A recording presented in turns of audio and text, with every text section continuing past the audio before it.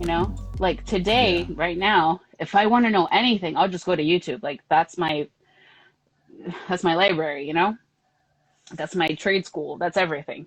But before I never thought of it like that. So when I went on I went on YouTube one day, and that's when I discovered Amy Jo Berman and Wendy Elaine Wright. And Amy Jo Berman, she was for like 14 years or something like that. She was the VP of casting for HBO. Mm. And she had just started, like this, she started a YouTube channel, and she would just like tell people information about Mm. the casting process.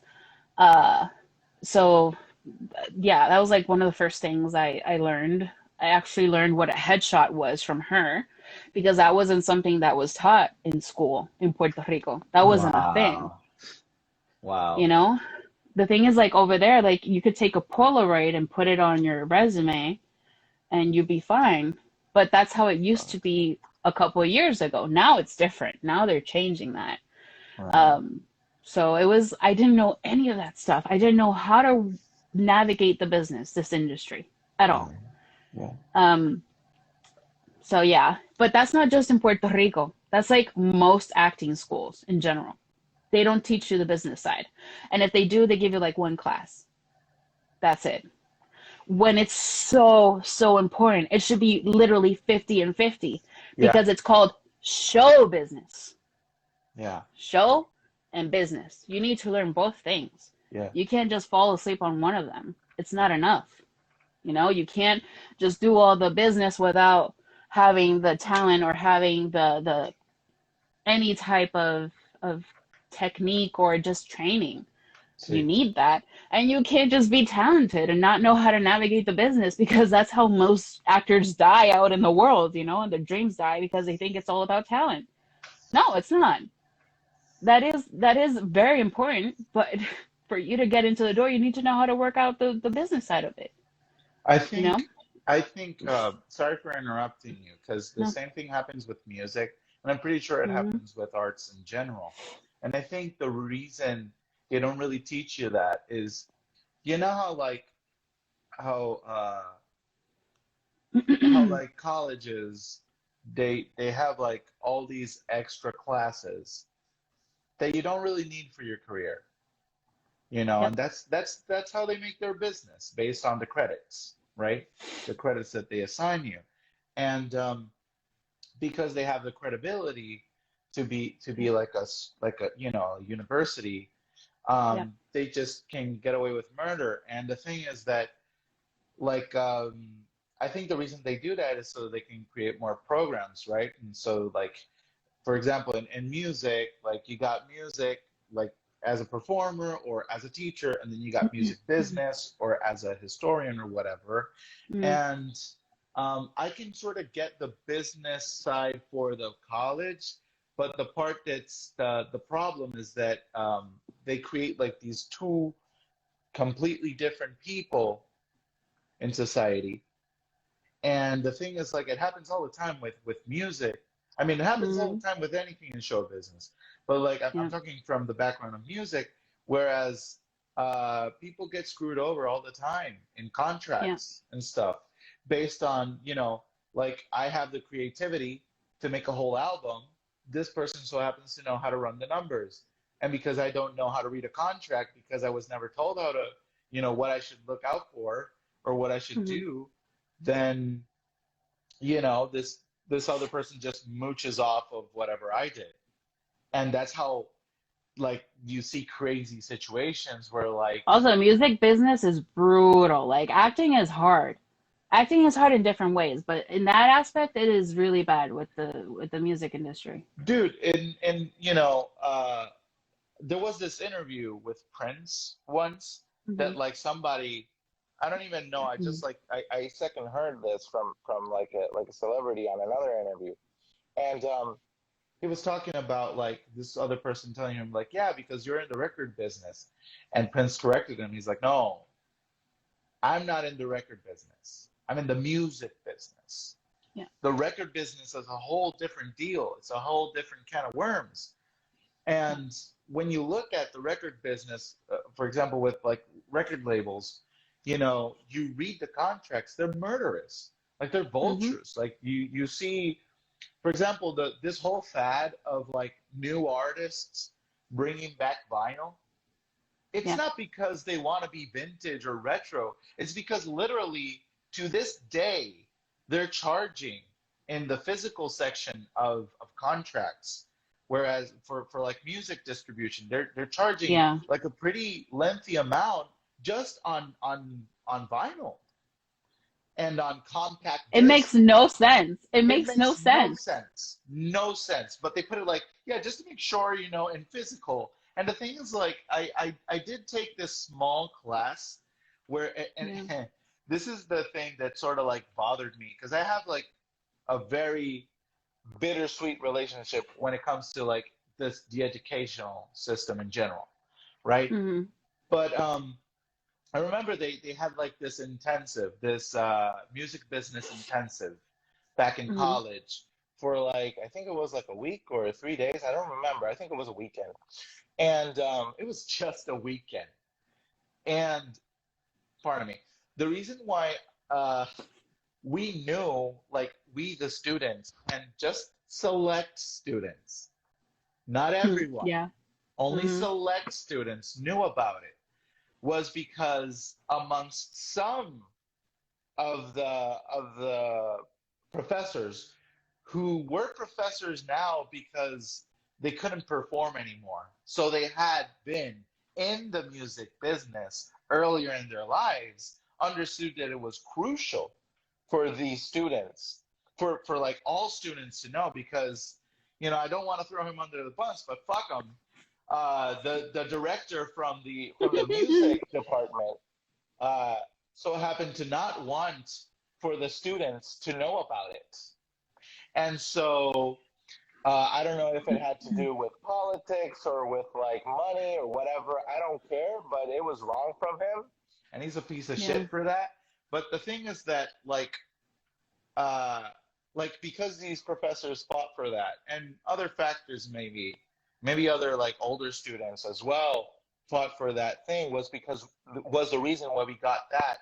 And within that intensive, we learned that all the all the different like all the different cuts and slices of the pie that leave the musicians, the creator of the art, with nothing, you know, essentially, like comparatively, and that's why many artists, like Bad Bunny right now, he's independent.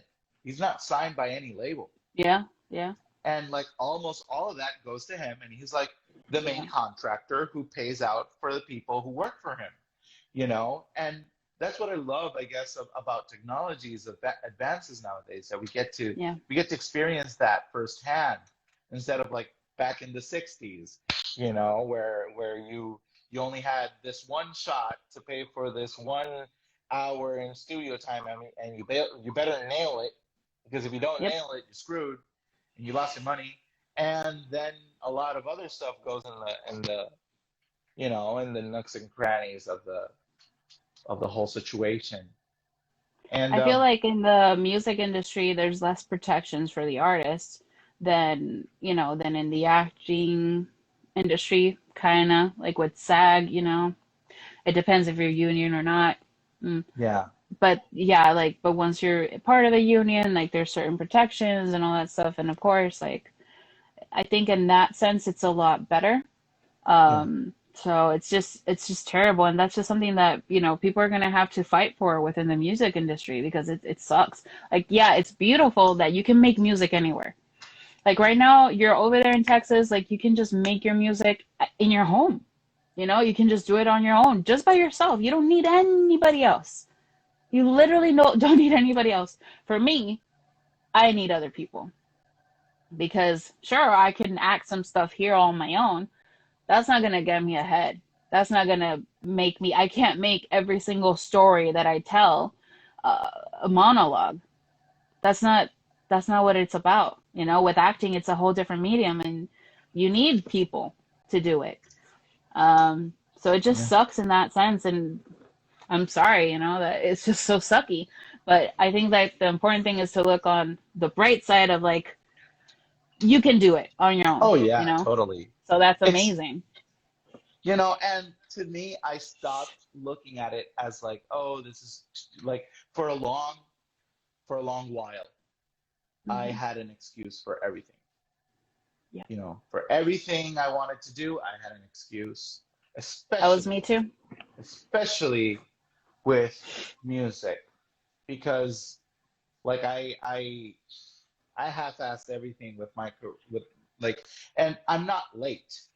I don't No, feel you're not. Not at late all. at all. And I threw that thought into the trash bin as soon as I realized Yep. that it's bullshit, and it's just societal norms and perceptions of what should be, when truly it's not what it is. Yep. And you know, I I I stopped feeling late like about a year or two, ago. And the reason, like, I felt late because I had been seeing all these different artists that were, they were kids. That Essentially, they're they were. younger than you, so you feel like, in a way, that also comes back to one's insecurities. You just feel kind of threatened, and you don't know how to pinpoint that that's what you're feeling. And you feel like they're unworthy or they're undeserving of that because they're just young. They haven't like hustled as long as you.